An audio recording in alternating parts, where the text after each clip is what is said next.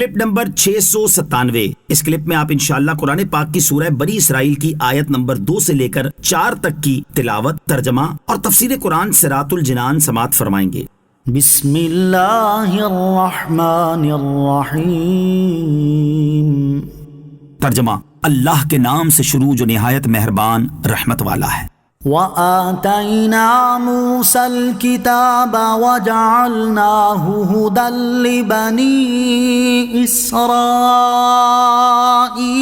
أَلَّا تَتَّخِذُوا مِن دُونِي وَكِيلًا۔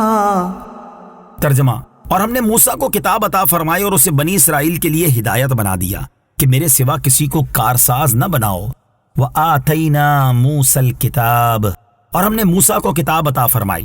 اس سے پہلی آیت میں اللہ تعالیٰ نے اپنے اس اکرام کا ذکر فرمایا جو اس نے اپنے حبیب علیہ الصلوۃ والسلام پر فرمایا، اور اس آیت میں وہ اپنے اس اکرام کا ذکر فرما رہا ہے جو اس نے حضرت موسیٰ علیہ الصلوۃ والسلام پر فرمایا۔ چنانچہ ارشاد فرمایا کہ ہم نے حضرت موسیٰ علیہ الصلوۃ والسلام کو کتاب تورات عطا فرمائی، اور ہم نے اسے بنی اسرائیل کے لیے ہدایت بنا دیا کہ وہ اس کتاب کے ذریعے انہیں جہالت اور کفر کے اندھیروں سے علم اور دین کے نور کی طرف نکالتے ہیں، تاکہ اے بنی اسرائیل تم میرے سوا کسی کو کارساز نہ بناؤ۔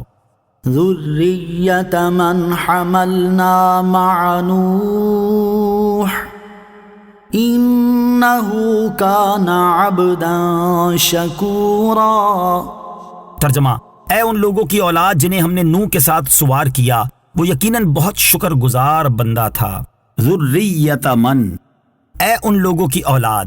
آیت کا خلاصہ یہ ہے کہ اے ان لوگوں کی اولاد جنہیں ہم نے نوح کے ساتھ کشتی میں سوار کیا اور طوفان نوح سے محفوظ فرمایا، تم بھی تمام حالات میں اللہ تعالیٰ کے عبادت گزار اور شکر گزار بندے بن جاؤ، جیسے حضرت نوح علیہ الصلوۃ والسلام تھے کہ وہ ہر حال میں اللہ عز و جل کا شکر ادا کرنے والے تھے۔ حضرت نوح علیہ الصلوۃ والسلام کی شکر گزاری، حضرت نوح علیہ الصلوۃ والسلام کو بطور خاص شکر گزار بندہ فرمانے کی وجہ یہ ہے کہ آپ علیہ الصلوۃ والسلام جب کوئی چیز کھاتے، پیتے یا لباس پہنتے تو اللہ تعالیٰ کی حمد کرتے اور اس کا شکر بجا لاتے تھے۔ تاجدار رسالت صلی اللہ علیہ وسلم کی شکر گزاری، سید المرسلین صلی اللہ علیہ وسلم کی ذات اقدس میں حضرت نوح علیہ الصلوۃ والسلام کا یہ وصف انتہائی اعلیٰ طریقے سے پایا جاتا تھا، اور آپ علیہ الصلوۃ والسلام اللہ تعالیٰ کے سب سے زیادہ شکر گزار بندے تھے۔ چنانچہ حضور پر نور علیہ الصلوۃ والسلام جب کھانا تناول فرماتے اور پانی پیتے، جب بیت الخلاء سے باہر تشریف لاتے، جب نیا لباس زیب تن فرماتے، جب آئینہ دیکھتے، جب بستر پر تشریف لاتے، جب نیند سے بیدار ہوتے، جب سواری پر سوار ہوتے، جب کوئی مسلمان ہوتا، جب کوئی خوشی کی خبر ملتی، جب کوئی پسندیدہ چیز دیکھتے، اور جب کسی مصیبت زدہ کو دیکھتے تو خود کو عافیت ملنے پر اللہ تعالیٰ کی حمد بجا لاتے اور اس کا شکر ادا کیا کرتے تھے۔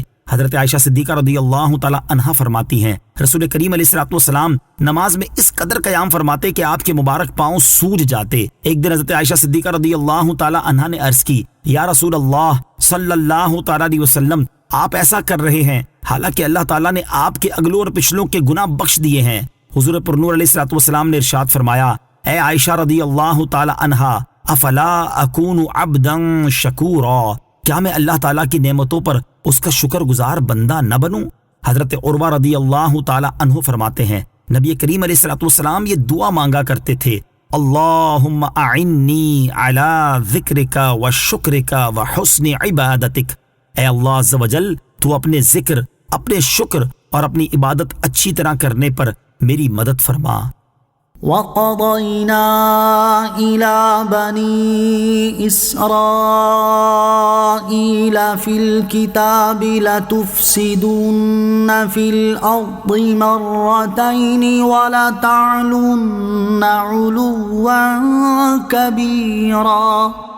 ترجمہ: اور ہم نے بنی اسرائیل کی طرف کتاب میں وحی بھیجی کہ ضرور تم زمین میں 2 مرتبہ فساد کرو گے اور تم ضرور بڑا تکبر کرو گے۔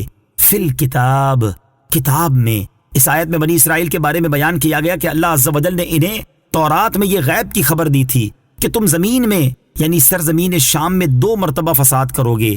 یہ غیب کی خبر پوری ہوئی، اور جس طرح اللہ عز و جل نے فرمایا تھا ویسے ہی وقوع میں آیا کہ بنی اسرائیل نے فساد کیا، ظلم و بغاوت پر اترے اور اس کا انجام دیکھنے کے بعد پھر سنبھلے، لیکن دوبارہ فساد میں مبتلا ہو گئے اور ہر مرتبہ فساد کے نتیجے میں ذلیل و رسوا ہوئے۔